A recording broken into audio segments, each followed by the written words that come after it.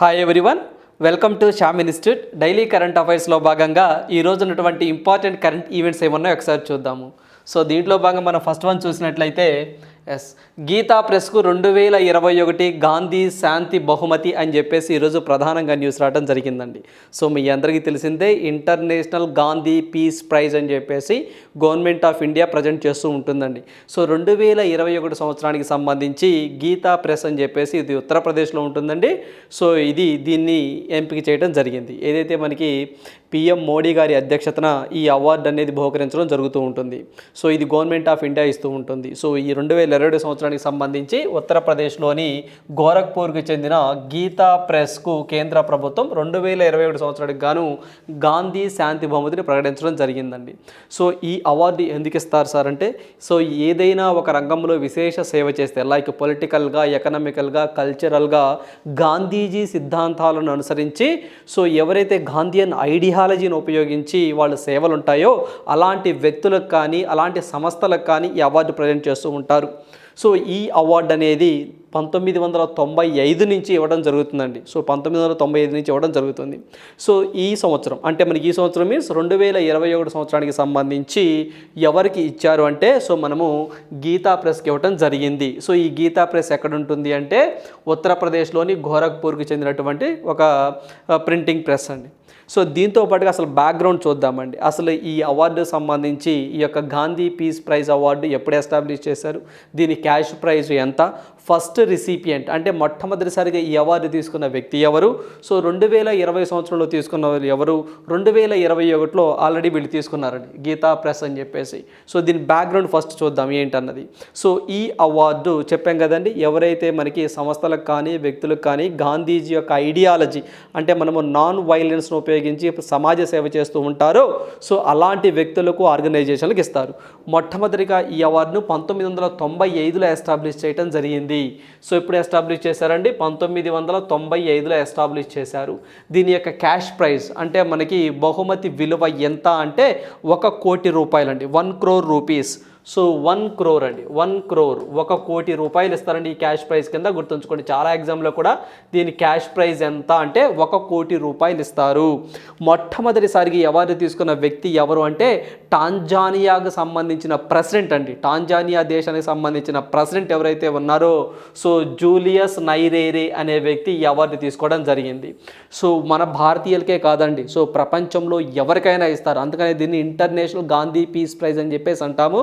First మొట్టమొదటిసారిగా Tanzania కంట్రీకి సంబంధించి సో మనకి టాంజానియా దేశానికి సంబంధించిన ప్రెసిడెంట్ ఎవరైతే ఉన్నారో జూలియస్ నైరేరే సో అతనికి ఇవ్వడం జరిగింది.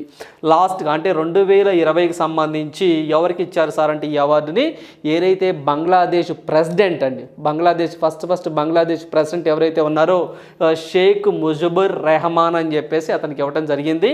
సో బంగ్లాదేశ్ ఫస్ట్ ప్రెసిడెంట్ ఇతనేనండి, షేక్ ముజిబుర్ రెహమాన్ అని చెప్పేసి ఇతనికి ఇవ్వడం జరిగింది. సో దీనికి సంబంధించండి ఈ పాయింట్లు మనం ఖచ్చితంగా తెలుసుకోవాలి. సో 95లో ఎస్టాబ్లిష్ చేశారని, 1 కోటి రూపాయలు క్యాష్ ప్రైజ్ అని, ఫస్ట్ అయితే జూలియస్ నైరేరే టాంజానియా ప్రెసిడెంట్ అని, 2020కి సంబంధించి షేక్ ముజిబుర్ రెహమాన్కి ఇచ్చారని చెప్పేసి ఈయన బంగ్లాదేశ్ ఫస్ట్ ప్రెసిడెంట్ అని చెప్పేసి మనం గుర్తుంచుకోవాలి. ఇది స్టాటిక్ పార్ట్. ఇది ఎవరు ప్రజెంట్ చేస్తారంటే గవర్నమెంట్ ఆఫ్ ఇండియా అని చెప్పేసి గుర్తుంచుకోండి. సో ఇప్పుడు మనము కరెంట్ ఈవెంట్లోకి వద్దాం. 2021 సంవత్సరానికి సంబంధించి ఉత్తరప్రదేశ్లోని గోరఖ్పూర్కి చెందిన గీతా ప్రెస్కి ఇవ్వడం జరిగింది. సో ఈ గీతా ప్రెస్ గురించి కూడా మనం 2 పాయింట్లు తెలుసుకోవాలండి. దీన్ని 1923లో ఎస్టాబ్లిష్ చేశారని, సో ఇప్పటి వరకు మొత్తము 41.7 కోట్ల పుస్తకాలను వాళ్ళు ముద్రించారండి. వాటిల్లో దగ్గరగా 16.21 కోట్లు అనేవి భగవద్గీతకు సంబంధించినటువంటి పుస్తకాలే. సో అందువల్ల ఇక్కడ మనము ఈ పాయింట్ కూడా మన ఎగ్జామ్ పాయింట్ ఆఫ్ వ్యూలో గుర్తుంచుకోవాలండి. కొంచెం స్టాటిక్ అడిగారు అంటే ఇబ్బంది పడతాం. 1923లో దీన్ని ఎస్టాబ్లిష్ చేయడం జరిగింది. సో ఇది ఉత్తరప్రదేశ్, సో గోరఖ్పూర్ అని చెప్పేసి గుర్తుంచుకోండి సరిపోతుంది. సో ఇదండి, దీని గురించి ఎగ్జామినర్ బిట్ అడగడానికి ఆస్కారం ఎక్కువగా ఉంటుంది. 2021కి ఇచ్చారు గుర్తుంచుకోండి, 2022కి ఇంకా రాలేదు, 2023కి ఇంకా అనౌన్స్మెంట్ చేయలేదు. రైట్. సో నెక్స్ట్ వన్ చూద్దాము. సౌర వాతావరణ పరిశీలనకు టెలిస్కోప్ అని చెప్పేసి ఈరోజు మనకి ప్రధానంగా ఇస్రో న్యూస్లో రావడం జరిగిందండి. సో జనరల్గా ఈ అంశాన్ని మనము సైన్స్ అండ్ టెక్నాలజీలో పాయింట్ ఆఫ్ వ్యూలో మనం కవర్ చేయాలండి. సో మీ అందరికీ తెలిసిందే సైన్స్ ఆఫ్ ఏదైతే మనకి సైన్స్ అండ్ టెక్నాలజీ గ్రూప్ 2లో కూడా అండి, సో మనకి మెయిన్స్ పాయింట్ ఆఫ్ వ్యూలో 75 మార్క్స్ గాను ఉందని చెప్పేసి మీ అందరికీ తెలిసిందే. సో దీనికి సంబంధించి ఇలాంటివి మనం ఖచ్చితంగా ఒక దగ్గర పేస్ట్ చేసుకోవాలండి. ఇది మనము సైన్స్ అండ్ టెక్నాలజీలో చదువుకుంటాము. సో ఏదైతే మనకి ఇస్రోకు అందజేసిన IUCAA అని చెప్పేసి ఏదైతే మనకి సౌర వాతావరణ పరిశీలనకు ఒక టెలిస్కోప్ అండి. ఈ టెలిస్కోప్ను ఎవరు కనుగొన్నారు అంటే సో మనకి ఏదైతే మనకి పూణేకి సంబంధించి పూణేలోని inter university centre for astronomy and astrophysics అభివృద్ధి చేసి ఇస్రో వాళ్ళకి ఇవ్వడం జరిగింది. సార్ ఏంటి సార్ ఈ యొక్క టెలిస్కోప్ యొక్క ముఖ్య ఉద్దేశం ఏంటి అంటే సో ఏదైతే ఆదిత్య L1 మిషన్ని ప్రయోగించబోతున్నామో సో దీంట్లో భాగంగానే ఈ టెలిస్కోప్ ద్వారా సూర్యుని వైపు దాదాపు 15 లక్షల కిలోమీటర్లు ప్రయాణించి ఏదైతే సూర్యుడికి సంబంధించి వాతావరణానికి సంబంధించిన విషయాలను మొత్తాన్ని సో ఇది మనకి సమాచార రూపంలో అందిస్తుంది ఈ టెలిస్కోప్. సో అందువల్ల దీనిని ఎవరు తయారు చేసి ఎవరికి ఇచ్చారు అంటే సో మనకి ఏదైతే మనకి inter university centre for astronomy and astrophysics వాళ్ళు తయారు చేసి సో మనకి ఇస్రోకి ఇవ్వడం జరిగిందనే పాయింట్ గుర్తుంచుకొని సరిపోతుంది. ఎందుకు అంటే ఆదిత్య L1 మిషన్కి సంబంధించి ఈ ఆదిత్య L1 మిషన్ దేన్ని ఉద్దేశించిందంటే సో మనకి యొక్క సూర్యుడి గురించి ఏవైతే పరిశోధనలు చేయడానికి వాతావరణ పరిస్థితులు ఎలా ఉన్నాయి ఏంటి అని చెప్పేసి తెలుసుకోవడానికి ఈ యొక్క ఆదిత్య L1 మిషన్ని ప్రారంభించడం జరుగుతుందండి. సో ఇంకా లేదండి, దీని మీద ట్రయల్స్ జరుగుతూ ఉన్నాయి. సో ఇక్కడ మనకి ఇస్రో అనే టర్మ్ ఒకటి వచ్చిందండి. సో మనకి ఇస్రో అనే టర్మ్ వచ్చింది. ఈ ఇస్రోకి సంబంధించి కూడా మనం ఖచ్చితంగా ఎగ్జామ్ పాయింట్ ఆఫ్ వ్యూలో గుర్తుంచుకోవాల్సిన అవసరం ఎంతైనా ఉంది. సో దీనికి సంబంధించి కరెంట్ అఫైర్ అయిపోయిందండి. ఏంటి అసలు మెయిన్ ఇక్కడ ఏదైతే IUCAA అంటే inter university centre for astronomy and astrophysics వాళ్ళు ఒక టెలిస్కోప్ను తయారు చేసి ఆదిత్య L1 మిషన్లో భాగంగా ఇస్రో వాళ్ళకి అందించారు. ఇది కరెంట్ అఫైర్. ఇప్పుడు మనకి ఇస్రో అని వార్తల్లోకి వచ్చింది కాబట్టి సో ఖచ్చితంగా ఇస్రో గురించి మనము ఏదైతే SSC పాయింట్ ఆఫ్ వ్యూలో కానివ్వండి, CGL పాయింట్ ఆఫ్ వ్యూలో కానివ్వండి, గ్రూప్ 2 పాయింట్ ఆఫ్ వ్యూలో కానివ్వండి, SI కానిస్టేబుల్ పాయింట్ ఆఫ్ వ్యూలో కానివ్వండి స్టాటిక్ పార్ట్ కింద ఒక బిట్ అడగడం జరుగుతుందండి. సో ఇస్రోని ఎప్పుడు స్థాపించారు అంటే 1969 సో మనకి ఆగస్టు 15 స్థాపించడం జరిగింది. దీని యొక్క హెడ్ క్వార్టర్ ఎక్కడ అంటే బెంగళూరు కర్ణాటక. అదేవిధంగా ఇది ఏ మినిస్ట్రీ కింద పనిచేస్తుందంటే డిపార్ట్మెంట్ ఆఫ్ స్పేస్ అండి. సో డిపార్ట్మెంట్ ఆఫ్ స్పేస్ అని చెప్పేసి పనిచేస్తుంది, గుర్తుంచుకోండి. ఈ డిపార్ట్మెంట్ ఆఫ్ స్పేస్ కింద ఈ యొక్క ఇస్రో పనిచేస్తూ ఉంటుంది. అదేవిధంగా ఇస్రో ఫౌండర్ ఎవరు అంటే విక్రమ్ సారాభాయ్ గారు అండి. సో విక్రమ్ సారాభాయ్ గారు ISRO founder and first chairman of ISRO, రెండు కూడా ఆయనే. సో ఇస్రో ఫౌండర్ కానివ్వండి, అదేవిధంగా ఫస్ట్ చైర్మన్ కానివ్వండి. సో ఎవరు అంటే విక్రమ్ సారాభాయ్ గారు అని చెప్పేసి గుర్తుంచుకోండి. సో ఈ విక్రమ్ సారాభాయ్ గారినే సో మనము స్పేస్ మ్యాన్ ఆఫ్ ఇండియా అని చెప్పేసి కూడా అంటాం, ఫాదర్ ఆఫ్ స్పేస్ అని కూడా అంటాం విక్రమ్ సారాభాయ్ గారిని. సో ఈ పాయింట్ కూడా మనం ఎగ్జామ్ పాయింట్ ఆఫ్ వ్యూలో గుర్తుంచుకోవాల్సిన అంశాలు. అదేవిధంగా ఏదైతే ఈ ఇస్రోకి చైర్మన్గా ఎక్కువ కాలం పనిచేసిన వ్యక్తి అండి, 12 ఇయర్స్ పనిచేసి ఉన్నారు, ఆయన సతీష్ ధావన్ గారు అండి. సతీష్ ధావన్ గారు 12 ఇయర్స్ పనిచేస్తున్నారు. హయ్యెస్ట్గా ఇప్పుడు దాకా ఇస్రో చైర్మన్గా ఎక్కువ కాలం పనిచేసిన వ్యక్తి సతీష్ ధావన్ గారు. అతి తక్కువ కాలం ఇస్రోకి పనిచేసిన వ్యక్తి ఎవరు అంటే ఏదైతే మనకి శైలేష్ నాయక్ అని చెప్పేసి అంటామండి. శైలేష్ నాయక్ అంటాము. 12 డేస్ చేశాడండి. 12 డేస్ చేశారు, గుర్తుంచుకోవాలి. షార్టెస్ట్ హైయెస్ట్ అడిగిన సందర్భాలు ఉన్నాయి. ఇస్రో చైర్మన్గా ఎక్కువ కాలం పనిచేసిన వ్యక్తి 12 సంవత్సరాలు పనిచేసిన వ్యక్తి సతీష్ ధావన్ గారు. ఇస్రోకి చాలా తక్కువ కాలం అంటే 12 డేస్ మాత్రమే పనిచేసిన వ్యక్తి శైలేష్ నాయక్ గారు. సో అందువల్ల ఈ యొక్క సతీష్ ధావన్ గారు 12 ఇయర్స్ అయితే లాంగెస్ట్ చైర్మన్గా పనిచేస్తున్నారు కాబట్టి సో ఏదైతే మనకి తిరుపతి జిల్లాలో షార్ అని చెప్పేసి అంటామండి. సో మనం శ్రీహరికోట రేంజ్, సో ఆ పేరు మార్చారు. సతీష్ ధావన్ స్పేస్ సెంటర్గా పేరు మార్చడం జరిగింది. 2002వ సంవత్సరంలో ఇతని పేరు మీదగానే షార్కి పేరు మార్చారు అనే పాయింట్ కూడా ఇక్కడ మనం గుర్తుంచుకోవాలి. ప్రజెంట్ మనకి ఇస్రో చైర్మన్గా ఎవరు ఉన్నారంటే ఎస్ సోమనాథన్ అనే వ్యక్తి ఉన్నారు. ఇతను కేరళ రాష్ట్రానికి సంబంధించిన వ్యక్తి అని కూడా మనం ఇక్కడ గుర్తుంచుకోవాలి. సో బాగా గుర్తుంచుకోండి, ఇవన్నీ కూడా ప్రీవియస్ ఎగ్జామ్లో అడిగినవే. ఇస్రో అనగానే మనకి ఇన్ని పాయింట్లు ఉంటే మనం స్టాటిక్ పార్ట్ని కవర్ చేయొచ్చు. సో ఇది స్టాటిక్ పార్ట్ అండి. కరెంట్ అఫైర్స్లో ఎందుకు వచ్చిందంటే సో ఏదైతే దీనికి సంబంధించి IUCAA వాళ్ళు ఒక టెలిస్కోప్ను కనుగొన్నారు. ఎందుకు అంటే సో మనకి ఏదైతే అయితే ఆదిత్య L1 మిషన్లో భాగంగా సో దీన్ని కనుగొని ఇస్రో వాళ్ళకి ఇవ్వడం జరిగింది, అందువల్ల న్యూస్లోకి రావడం జరిగింది. రైట్. సో నెక్స్ట్ వన్ చూద్దాము. సో నెక్స్ట్ వన్ చూసినట్లయితే కోకో ద్వీపంలో చైనా నిఘు కేంద్రంపై మయన్మార్ను ప్రశ్నించిన భారత్. సో ఇక్కడ మనకి కోకో ద్వీపం అని చెప్పేసి వార్తల్లోకి వచ్చినాయండి. కోకో ద్వీపం. సో ఇటీవల కాలంలో చైనా వాళ్ళు మనకి గొడవలు జరుగుతున్నాయి, మీ అందరికీ తెలిసిందే. సో ఏదైతే మనకి ఈ యొక్క భారతదేశంలోకి సంబంధించినటువంటి కొన్ని భూభాగాలండి, లైక్ మనకి ఈ అరుణాచల్ ప్రదేశ్కి సంబంధించి కానివ్వండి, సో ఇటు సైడ్ ఈ ప్రాంతాల్లో కానివ్వండి, ఇవి మావి అని చెప్పేసి ఇటీవల కాలంలో వాదనలు కూడా మీరు వింటూనే ఉన్నారు, న్యూస్లో కూడా చూస్తూనే ఉన్నారు. ఇప్పుడు వీళ్ళ కన్ననేది కోకా దీవుల మీద పడిందండి. సో జనరల్గా ఇలాంటివి ఏవైనా బౌండరీస్ ఇష్యూస్ అండి, అంటే మనకి ఏవైనా వివాదాస్పదమైనటువంటి ప్రాంతాలు కానివ్వండి, సో వివాదాస్పదమైనటువంటి బేస్ క్యాంపులు కానివ్వండి, సో కొన్ని దీవులు కానివ్వండి, ఇటీవల వార్తల్లోకి వస్తే ఆ దీవులు కానీ లేదా ఆ ప్రాంతం కానీ అది ఏ దేశానికి సంబంధించింది కానీ ఏ రాష్ట్రానికి సంబంధించింది కానివ్వండి, లేదా ఏ రెండు దేశాల మధ్య వివాదాస్పదంగా ఉన్నటువంటి ప్రాంతం కానీ అడగడానికి ఎగ్జామ్లో ఆస్కారం ఎక్కువగా ఉంటుంది. సో అందువల్ల ఈ యొక్క కోకో దీవులు ఏ దేశానికి సంబంధించినవని ఎగ్జామ్లో అడగవచ్చు.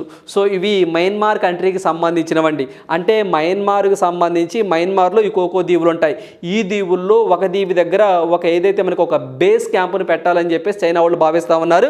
ప్రజెంట్ అది అండర్ కన్స్ట్రక్షన్లో ఉందండి. దాని మీద ఇండియా అభ్యంతరం చెప్తూ ఉంది. సో మీరు వాళ్ళకి పర్మిషన్ ఎలా ఇచ్చారు, ఇవ్వకూడదు కదా సో అని చెప్పేసి అంటా ఉంది, అందువల్ల వివాదాస్పదంగా ఉంది. సింపుల్ స్ట్రైట్ క్వశ్చన్, ఈ కోకో ద్వీపులు ఉన్నటువంటి దేశం ఏది అని అడుగుతారు, లేదా ఏ రెండు దేశాల మధ్య ఇది ఉంది అని చెప్పేసి అడగడానికి ఆస్కారం ఎక్కువగా ఉంటుంది. సో ఇది మనకి మాల్దీవ్స్కి మధ్య సరిహద్దుగా ఉండడం జరుగుతుంది. అదేవిధంగా ఇక్కడ బంగాళాఖాతంలో మయన్మార్కు చెందిన కోకో ద్వీపంలో, సో మయన్మార్కు చెందిన కోకో ద్వీపంలో చైనా నిఘు కేంద్రం ఏర్పాటు చేయడంపై భారత్ అభ్యంతరం తెలిపింది. సో ఏదైతే ఇక్కడ ఉంటుందో సో ఇక్కడ వీళ్ళు ఒక చిన్న ఏదైతే మనకి నిఘు కేంద్రాన్ని ఏర్పాటు చేస్తున్నారండి. ఎవరి సహకారంతో అంటే జనరల్గా మయన్మారే పర్మిషన్ ఇచ్చింది, మేము అందుకనే పెడుతున్నాము అని చెప్పేసి అన్నారు. సో మనము మయన్మార్ అగ్రిమెంట్లో భాగంగా సో ఇలాంటివి పెట్టకూడదు అని చెప్పేసి మన ఇద్దరం అగ్రిమెంట్ చేసుకున్నాం కదా, మయన్మార్ ఇలా నువ్వు ఎందుకు పర్మిషన్ ఇచ్చాము అని చెప్పేసి మన భారతదేశం అడుగుతూ ఉంది. సో అందువల్ల ఖచ్చితంగా ఈ యొక్క కోకో ద్వీపం ఎక్కడా అని అడుగుతారు, మయన్మార్. ఇవే కాదండి, ఇటీవల కాలంలో మనం చూసుకున్నట్లయితే డోక్లాం ఇష్యూ అండి. సో డోక్లాం ఇష్యూ ఎక్కువగా ఎక్కడ ఉంటుంది అంటే జనరల్గా ఇవి డోక్లాం సో ఇండియాకి, చైనాకి, భూటాన్కి సో అది ట్రయాంగిల్గా ఉంటుందండి. అందువల్ల దాన్ని చికెన్ నెక్ కారిడార్ అని కూడా అంటారు. సో జనరల్గా భూటాన్లో ఉంటుందండి, అది ఎక్కువ భూటానే. సో ఈ భూటాన్లో వాళ్ళు అక్కడ రోడ్లు అవి ఇవి వేస్తూ ఉంటే మనం దాన్ని అభ్యంతరం పెట్టడం జరిగింది. చైనా వాళ్ళని ఆ యొక్క డోక్లాంలో అక్కడ చిన్న రోడ్డు వేస్తూ ఉన్నారండి, దాని మీద మనం అభ్యంతరం పెట్టడం జరిగింది. సో అలా ఏవైతే ఈ యొక్క చైనాకి సంబంధించిన ఈ బేస్ క్యాంపులు పెడితే అవి మన దేశ రక్షణకు హాని కలిగించే విధంగా ఉంటాయని చెప్పేసి మన వాదన. సో ఇలాంటివి ఏమైనా వివాదాస్పదంగా ఉంటే మనం ఖచ్చితంగా చదువుకోవాల్సిందే. ఫర్ ఎగ్జాంపుల్ ఇప్పుడు డోక్లాం అని చెప్పేసి అన్నామండి. సో ఇక్కడ మనం డోక్లాం అన్నాం కాబట్టి ఇది భూటాన్లో ఎక్కువగా ఉంటుంది. సో మనకి భూటాన్కి సంబంధించింది, భూటాన్లో ఎక్కువ బాగా ఉంటుంది. ఆ తర్వాత చైనా అండ్ ఇండియా వివాదాస్పదంగా ఉన్నటువంటి ప్రాంతం. అదేవిధంగా కోకో ద్వీపకల్పం మయన్మార్, సో మనకి చైనా, ఇండియా. సో దాని మీద ఏదైతే ఈ చైనా వాళ్ళు మయన్మార్ని మంచి చేసుకొని అక్కడ మీ అందరికీ తెలిసిందే మిలిటరీ పరిపాలన సాగుతూ ఉంది.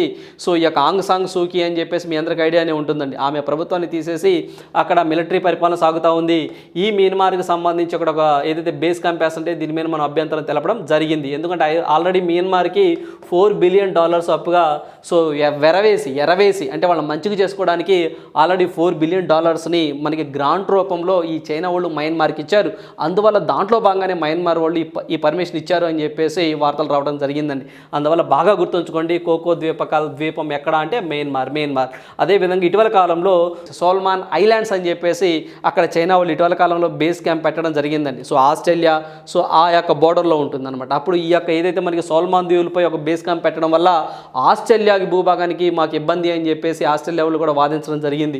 సో అందువల్ల ఈ యొక్క సోల్మాన్ దీవులపై ఇటీవల సో ఏ దేశం అక్కడ ఒక బేస్ క్యాంప్ ఒక మిలిటరీ స్థావరాన్ని ఏర్పాటు చేసుకుందంటే దట్ ఈస్ చైనానే. So China. ఈ మూడు కూడా మనం రానున్న పోటీ పరీక్షలో గుర్తుంచుకోవాలండి. ఖచ్చితంగా ఈ మూడు కూడా మనం ఫోకస్ చేయవలసిన అంశాలు. మనకి ఇక సోల్మాన్ ఐలాండ్స్ కానివ్వండి, డోక్లాం కానివ్వండి, కోకో ద్వీపకల్పం కానివ్వండి. సో ఈ యొక్క సోల్మాన్ ఐలాండ్స్ అనేవి కొన్ని దీవుల సముదాయం అండి. ఈ దీవుల్లో ఒక దీవిని చైనా వాళ్ళు తీసుకొని వాళ్ళు అక్కడ ఒక స్థావరాన్ని ఏర్పరచుకున్నారు. అందువల్ల సోల్మాన్ ఐలాండ్ అనే కంటే దానికి పర్మిషన్ ఇచ్చింది. వివాదాస్పదంగా ఉంది. దీని మీద సో ఆస్ట్రేలియా ప్రభుత్వం కూడా అభ్యంతరాన్ని తెలపడం జరిగింది. సో ఇవన్నీ కూడా మనము ఇంటర్నేషనల్ ఇష్యూస్లో కవర్ చేయవలసినటువంటి అంశాలు. రైట్. సో నెక్స్ట్ వన్ చూద్దాము. సో నెక్స్ట్ వన్ చూసినట్లయితే inter continental cup football tourney అని చెప్పేసి ఈరోజు ప్రధానంగా న్యూస్ రావడం జరిగిందండి. సో మీ అందరికీ తెలిసిందేనండి, ఇది ఫుట్బాల్ ఆటకు సంబంధించినటువంటి cup, inter continental football cup. So దీన్ని ఎవరు విన్ అయ్యారు అంటే ఇది వచ్చేసరికి కళింగా స్టేడియంలో జరిగిందండి. సో భారతే విన్ అయిందండి, భారత్ విన్ అవటం జరిగింది. సో ఓడిపోయింది ఎవరు అంటే లెబనాన్. ప్రతిసారి చెప్తూనే ఉంటామండి. సో ఇలాంటి మ్యాచెస్ జరిగినప్పుడు బేసిక్గా 3 పాయింట్స్ గుర్తుంచుకోవాలి. ఎక్కడ జరిగింది, ఎవరు గెలిచారు, ఎవరు ఓడిపోయారు. సో ఇలాంటివి బాగా గుర్తుంచుకోవాలి. సో ఏదైతే మనకి యొక్క ఇంటర్ కాంటినెంటల్ కప్ ఏ ఆటకు సంబంధించిందని కూడా అడుగుతారు, దట్ ఈస్ ఫుట్బాల్. సో గెలిచింది ఇండియా, ఓడింది లెబనాన్. జరిగింది ఎక్కడ అంటే సో మనకి కళింగా స్టేడియం ఒడిశాలో జరిగింది అనే పాయింట్లు గుర్తుంచుకోవాలి. ఈ వీటితో పాటుగా మనము గత వీడియోస్లో అండి సో మనకు కొన్ని కప్స్ గురించి మనం అంటే కొన్ని టోర్నీస్ గురించి కొన్ని కప్స్ గురించి మాట్లాడుకోవడం జరిగింది. మనకి రీసెంట్గా ఏదైతే మనకు స్క్వాష్ వరల్డ్ కప్ అనేది మనకి చెన్నై తమిళనాడులో జరిగిందండి. మీ అందరికీ తెలిసిందే, ఈజిప్ట్ గెలిచింది, మలేషియా ఓడిపోయింది అని చెప్పేసి మనం డిస్కస్ చేసుకోవడం జరిగింది. సో మనకి స్క్వాష్ వరల్డ్ కప్ అనేదండి, స్క్వాష్ వరల్డ్ కప్ ఆల్రెడీ మీ దగ్గర ఉందండి నోట్స్, కథ మీకు గుర్తు చేసే ప్రయత్నం చేస్తున్నాను. అంటే ఇలాంటి కప్స్ అనేవి ఈ ఒక 3-4 డేస్లోని ఇవన్నీ జరిగినాయండి. సో మనకి స్క్వాష్ వరల్డ్ కప్ అనేది ఈజిప్ట్ గెలిచింది, మలేషియా ఓడిపోయింది. జరిగింది ఎక్కడ అంటే సో మనకి చెన్నై అండి, చెన్నై తమిళనాడు, మన ఇండియాలోనే జరిగింది. సో ఇది మనం కవర్ చేసాం. అదేవిధంగా అండర్-20 ఫుట్బాల్ కప్ అని చెప్పేసి ఒకటి జరిగిందండి. సో మనకి అండర్-20 ఫుట్బాల్ కప్ అని చెప్పేసి ఉరుగ్వే గెలిచింది, ఇటలీ ఓడిపోయింది, అర్జెంటీనాలో జరిగింది అని చెప్పేసి మనం డిస్కస్ చేసుకున్నాం. సో ఇప్పుడు కొత్తగా ఇంటర్ కాంటినెంటల్ కప్ అని వచ్చింది. సో ఇండియాలోనే జరిగింది, ఇండియానే గెలిచింది, ఓడిపోయింది మాత్రం మనము లెబనాన్ అని చెప్పేసి గుర్తుంచుకోవాలి. సో ఇలాంటివన్నీ మీకు ఒక దగ్గర ఉంటే సో మీకు ఈజీగా ఎగ్జామ్ ముందు ఒకసారి రివిజన్ చేసుకుంటే ఈజీగా గుర్తుంటుందండి. సో ఖచ్చితంగా దీని గురించి ఈ మూడింటి గురించి ఒక బిట్ అడగడానికి ఆస్కారం ఉంటుంది. బాగా గుర్తుంచుకోండి, గెలిచిన కంట్రీస్ని కాదండి, ఎక్కువగా ఓడిపోయిన కంట్రీస్ని ఎక్కువగా ఎగ్జామినర్ ఫోకస్ చేస్తూ ఉన్నాడు. సో ఓడిన కంట్రీ ఏంటో కూడా మనం బాగా గుర్తుంచుకోవాలి. రైట్. సో నెక్స్ట్ వన్ చూద్దాము. సో నెక్స్ట్ వన్ చూసినట్లయితే అంతరిక్షంలో పూసిన తొలి పువ్వు, ఫ్లవర్ అండి. అంతరిక్షంలో ఒక ఫ్లవర్ పూసిందంట. దీన్ని ఏదైతే నాసా వాళ్ళు సో ఇటీవల కాలంలో న్యూస్లో రావడం జరిగిందండి. అందువల్ల ఆ పువ్వు పేరు ఏంటి అని అడుగుతాడు, స్ట్రైట్ క్వశ్చన్. సో ఆ పువ్వు పేరు గుర్తుంచుకోండి సరిపోతుంది. దీనికి సంబంధించి అంతర్జాతీయ అంతరిక్ష కేంద్రం అండి, అంటే ఇంగ్లీష్లో మనము సో ఇంటర్నేషనల్ స్పేస్ స్టేషన్ అని చెప్పేసి అంటాము. సో మనం జిన్నియా పువ్వు అండి, సో మనకి జిన్నియా పుష్పం అని చెప్పేసి కూడా అంటాము. జిన్నియా పువ్వు, ఆ పువ్వు పెట్టిన పేరండి నాసా వాళ్ళు, జిన్నియా పువ్వు. సో దీన్ని నాసా వాళ్ళు సో మనకి షేర్ చేయడం జరిగిందండి, అంటే ఆ ఫోటోని విడుదల చేయడం జరిగింది. ఇదేనండి పువ్వు. సో దీనికి సంబంధించి 1970 నుంచి అంతరిక్షంలో మొక్కలపై శాస్త్రవేత్తలు అధ్యయనం చేశారు. సో అధ్యయనంలో భాగంగా ఈ యొక్క జిన్నియా పుష్పం అండి సో మనకి జిన్నియా పుష్పం అనేది న్యూస్లోకి రావడం జరిగింది. గుర్తుంచుకోండి సరిపోతుంది. సో నాసా వరల్డ్ అండి, సో మనకి నాసా వాళ్ళు ఈ యొక్క స్టేట్మెంట్ ఇవ్వడం జరిగింది, గుర్తుంచుకోండి సరిపోతుంది. అదేవిధంగా ఇక్కడ మనం చూసినట్లయితే ఏదైతే మనము ఐఎస్ఎస్ అని చెప్పేసి అంటామండి, అంటే మనము ఐఎస్ఎస్ అంటే ఇంటర్నేషనల్ స్పేస్ స్టేషన్ అని చెప్పేసి అంటాము.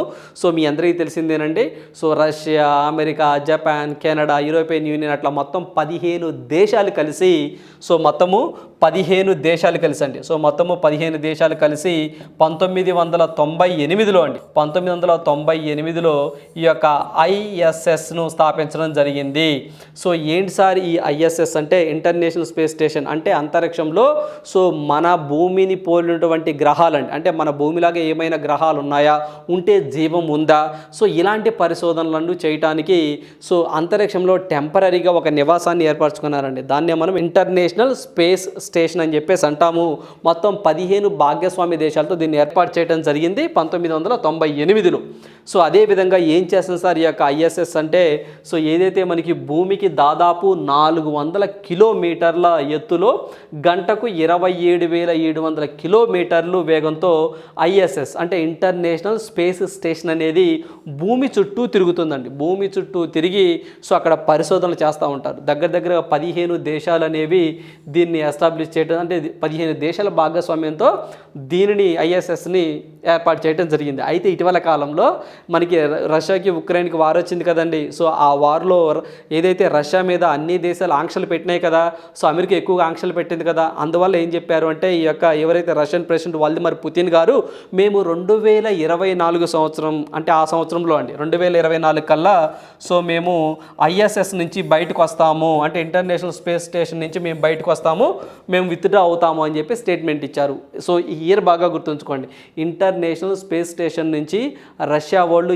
ఏ ఇయర్లో బయటకు వచ్చేస్తాము అంటే ఆ భాగస్వామ్యం నుంచి మొత్తం 15 దేశాలు అని చెప్పాం కదండి, దాంట్లో నుంచి మాకు అవసరం లేదు, మేము ఓన్గా సొంతగా ఒక ఇంటర్నేషనల్ స్పేస్ స్టేషన్ మేమే పెట్టుకుంటాము అని చెప్పేసి సో ఇటీవల కాలంలో బయటకు వచ్చిన దేశం ఏది అంటే దట్ ఈజ్ రష్యా అండి. రష్యా అని చెప్పేసి గుర్తుంచుకోండి, వాళ్ళకి స్టేట్మెంట్ ఇచ్చారు. సో అదేవిధంగా 2030 కల్లా మనం కూడా ఒక ఏదైతే మనకి ఇంటర్నేషనల్ స్పేస్ స్టేషన్ పెట్టుకోవాలని చెప్పేసి కూడా ఇండియా కూడా భావిస్తూ ఉంది. At the same time China కానివ్వండి, సో రకరకాల కంట్రీస్ అండి, డిఫరెంట్ కంట్రీస్ కూడా సొంత సో మనకి స్టేషన్ కలిగి ఉండాలని చెప్పేసి ఇటీవల కాలంలో ఆలోచనలు చేస్తూ ఉన్నాయి.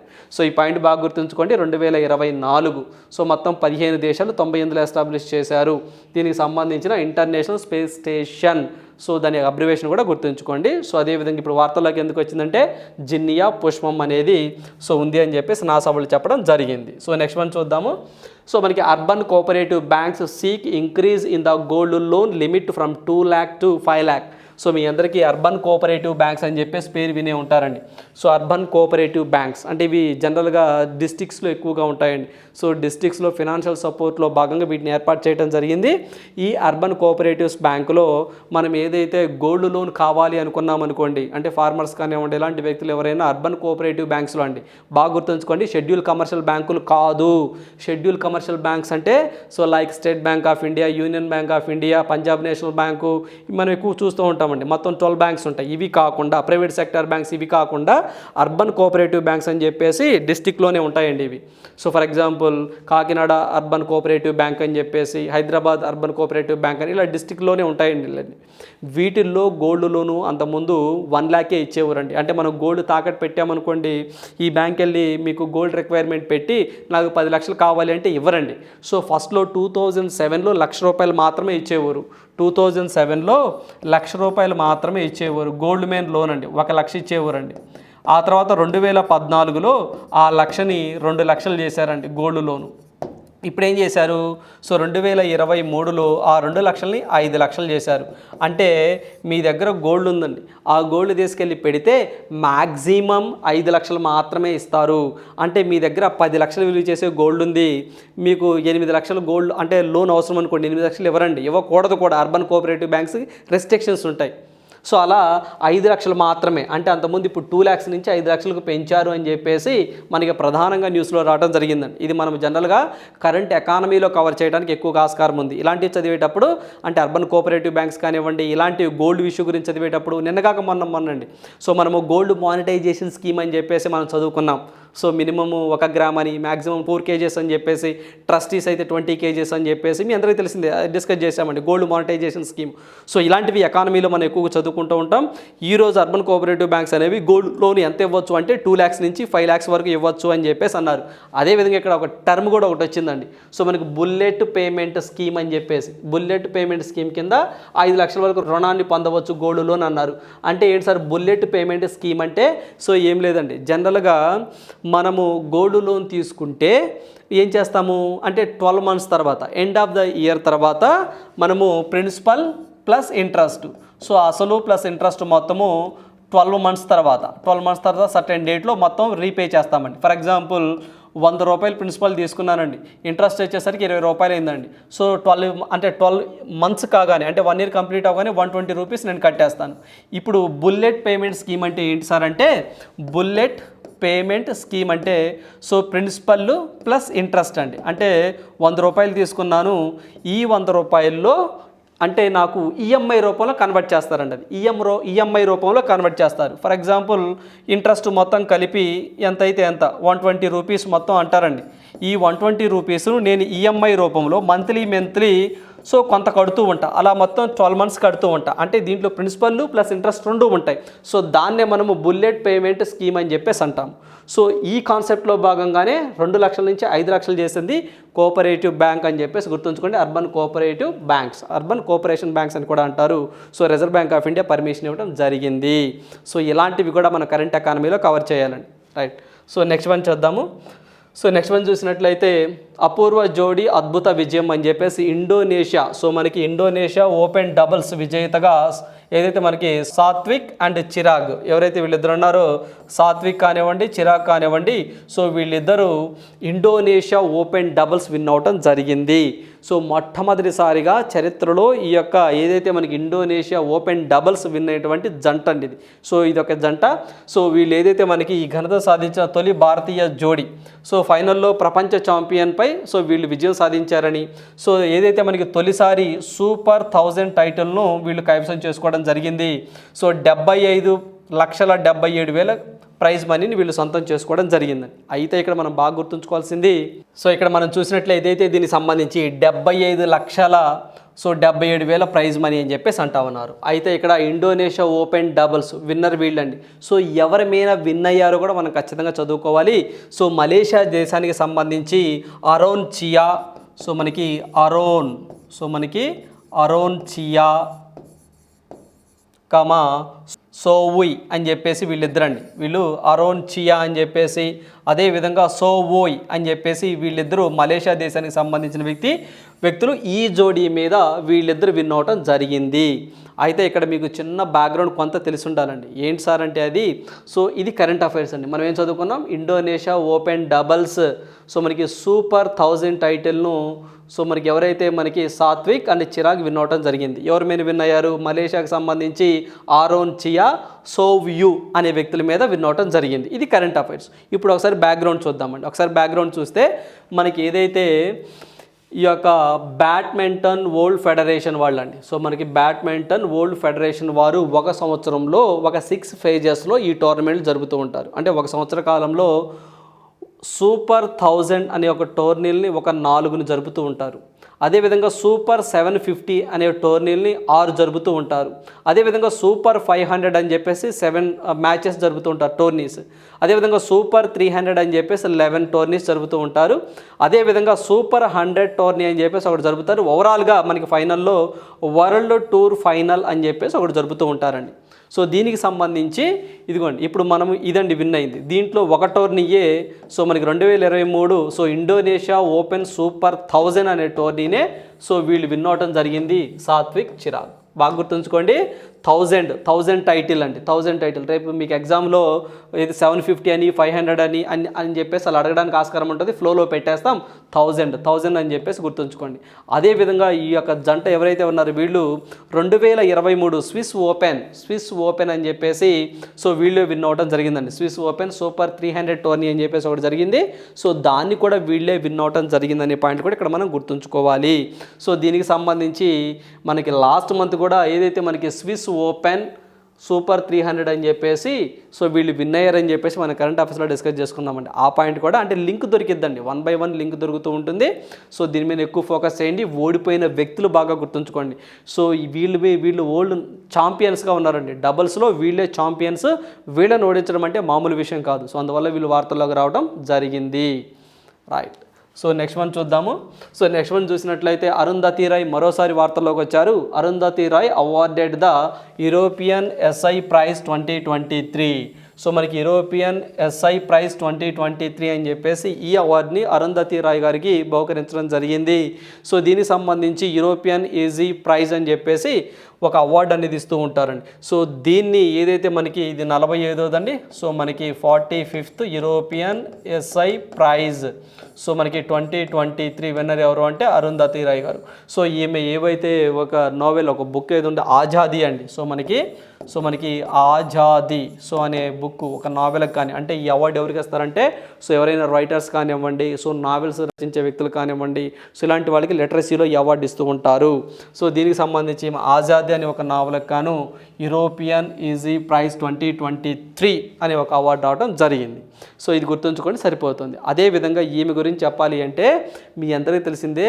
సో మనకి మన భారతదేశం సంబంధించిన ఆమె అని చెప్పేసి సో బూకర్ ప్రైజ్ అవార్డు తీసుకున్నటువంటి వ్యక్తి అండి. The god of small things అనే ఒక ఒక నావెల్ని కూడా రచించారు, ఒక బుక్ను కూడా రచించారు. So the God